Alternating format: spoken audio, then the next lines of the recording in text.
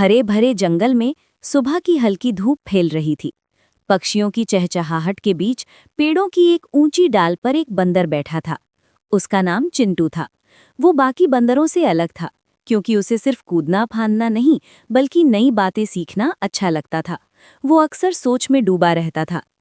एक दिन जंगल में अफरा तफरी मच गई। जंगल का राजा शेर अचानक बीमार पड़ गया था। वो उठ भी नहीं पा रहा था। हाथी, हिरन, खरगोश और दूसरे जानवर डर और चिंता में इधर उधर घूम रहे थे। कोई समझ नहीं पा रहा था कि क्या किया जाए। चिंटू चुपचाप शेर के पास बैठ गया। उसकी आंखों में उदासी थी। वो मन ही मन बोला, काश मैं डॉक्टर होता तो सबको ठीक कर पाता। उस रात चिंटू को नींद में एक अजीब सपना आया। उसने देखा कि बड़े बड़े अस्पताल हैं, सफ़ेद कोट पहने डॉक्टर लोगों की जांच कर रहे हैं और बीमार ठीक हो रहे हैं। वो सपना इतना सच्चा लग रहा था कि चिंटू की आंख खुल गई। उसी पल उसने तय कर लिया कि वो डॉक्टर बनेगा। अगली सुबह वो जंगल छोड़कर शहर की ओर निकल पड़ा। रास्ता आसान नहीं था। ऊंची इमारतें, तेज गाड़ियां और अजनबी लोग देखकर वो डर गया, लेकिन उसने हिम्मत नहीं हारी। लोग उसे देखकर हैरान होते थे। कोई हंसता था तो कोई उंगली उठाता था, पर चिंटू अपने लक्ष्य पर ध्यान लगाए आगे बढ़ता रहा।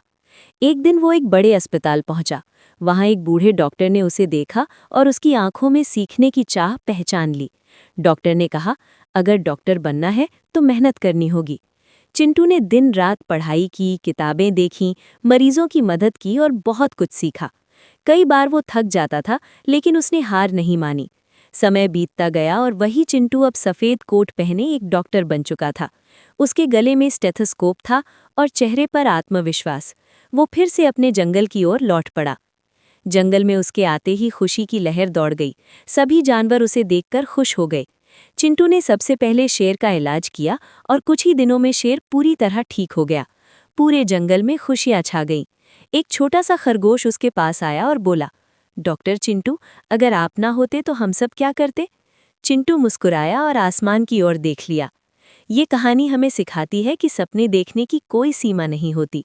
मेहनत, लगन और सच्चे इरादे हों तो असंभव कुछ भी नहीं।